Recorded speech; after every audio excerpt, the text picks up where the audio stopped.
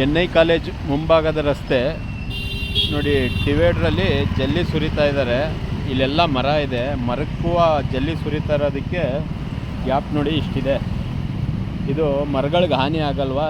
ಇದು ಕಾಮಗಾರಿ ವಿಧಾನನ ಏನು ಅವ್ರು ಆಗ್ತಾ ಇದ್ದಾರೆ. ನಾನು ಹೇಳ್ತಾ ಇದ್ದೀನಿ. ಆ ಕಡೆ ಒಂದು ಅಲ್ಗೇನು ಕೊಟ್ಟಿಲ್ಲ, ಏನೂ ಇಲ್ಲ. ಇಲ್ಲೆಲ್ಲ ನೋಡಿ, ಸಿಮೆಂಟ್ ಹಾಕಿ ಎಲ್ಲ ಮಾಡ್ತವ್ರೆ.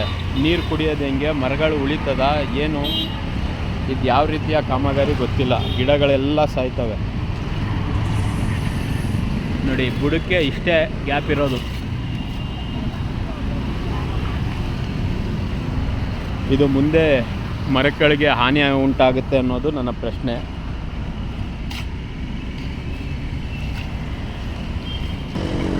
ಇವರಿಗೆ ಕೇಳಿದ್ರೆ NHI ಆಫೀಸ್ಗೆ ಹೋಗಿ ಪ್ರಶ್ನೆ ಮಾಡಿ ಅಂತವ್ರೆ. ನೋಡಿ ಇಲ್ಲಿ ಕಾಂಕ್ರೀಟ್ನ ಯಾವ ರೀತಿ ಬುಡಕ್ಕೆ ಸುರಿತವ್ರೆ. ಈ ಕಡೆ ಒಂದು ಪಟ್ಟಿ ಇಟ್ಟಿಲ್ಲ, ಆ ಕಡೆಗೇನೋ ಪಟ್ಟಿ ಇಟ್ಟವ್ರೆ. ಈ ಕಡೆಗೆ ಗಿಡಗಳೆಲ್ಲ ಹಾಕಿ ಎಲ್ಲ ಇದು ಖರ್ಚು ಮಾಡಿ ಕೋಟ್ಯಾಂತರ ರೂಪಾಯಿ ವೇಸ್ಟ್ ಆಗಲ್ವ? ನೋಡಿ, ಈ ಕಡೆ ಅಗಲ ಆಯಿತು, ಆ ಕಡೆ ಹೆಂಗೆ ಬೇಕೋ ಹಂಗೆ ಕೆಲಸ ಮಾಡ್ತಾಯಿದ್ದಾರೆ. ಈ ಕೆಲಸದ ವಿಧಾನ ಏನು, ಇದು ಯಾವ ರೀತಿ ಮಾಡ್ತಾಯಿದ್ದಾರೆ ಗೊತ್ತಿಲ್ಲ. ಬೇಕಾಗಿತ್ತಾ ಇಷ್ಟು ಒಳ್ಳೆ ಡಾಂಬರೀಕರಣದ ರಸ್ತೆ ಇದ್ರೂ ಕಾಂಕ್ರೀಟ್ ರಸ್ತೆ ಮಾಡ್ತವ್ರೆ. ಹಾಳು ಬಿದ್ದೋಗ್ಲಿ ಮಾಡಿ. ಅಲ್ಲಿ ನೋಡಿ, ಬನ್ನಿ ತೋರಿಸ್ತೀನಿ. ಈಗ ಇಷ್ಟು ದೊಡ್ಡ ಮರ ಇದೆ, ಇಲ್ಲಿಗೆ ಜಲ್ಲಿ ಸುರಿತಾರೆ ಅಂದ್ಕೊಳ್ಳಿ.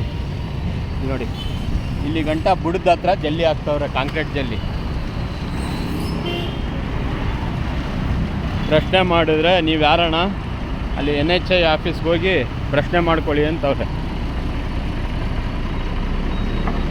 ಇಲ್ಲ, ಈ ಕಡೆಗೆ ಒಂದು ಪಟ್ಟಿ ಇಟ್ಬಿಟ್ಟು ಈ ಕಡೆಗೂ ಪಟ್ಟಿ ಇಟ್ಟು ಮಾಡಬೇಕು. ಇರು ಸುಲಭ ಕೆಲಸ ಅಂತ.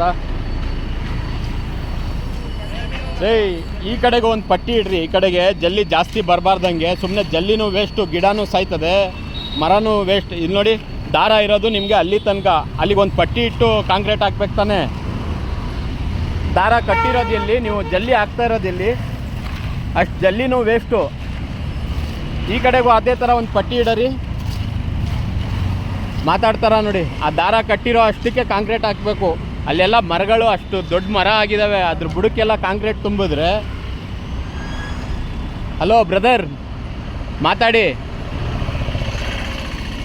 ನೋಡಿ. ಇದೊಂದು ಪ್ರಶ್ನೆ ಮಾಡಬೇಕಾಗಿದೆ ನೋಡಿ. ಅಲ್ಲಿ ಟೇಪ್ ಇಟ್ಟು ಅಷ್ಟು ಹಾಕಬೇಕಾಗಿರೋ ಜಲ್ಲಿಗೆ ಇಷ್ಟು ಅಗಲ ಸುರಿದವ್ರೆ. ಇಲ್ಲೆಲ್ಲ ಏಕ ನೋಡಿ.